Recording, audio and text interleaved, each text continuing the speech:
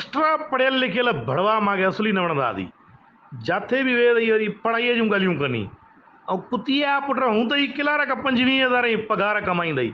असां 70-80,000 चरस मां ठहियूं था अणपढ़ियल, उहे बि भला चुतिया हिकिड़ा हुआ हाई क्लास किलार का। इंग्लिश ॻाल्हायूं, इंग्लिश टॉकिंग पावर हुजे माण्हू खे, इंग्लिश तव्हांखे सिखणी पवंदी।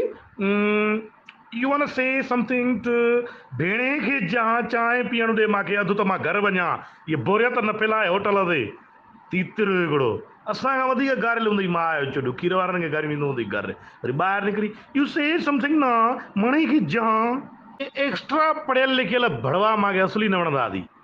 जिथे बि वेह रही वरी पढ़ाईअ जूं ॻाल्हियूं कनी। ऐं कुतीआ पुट हूं त ई किलार का 25,000 जी पघार कमाईंदई।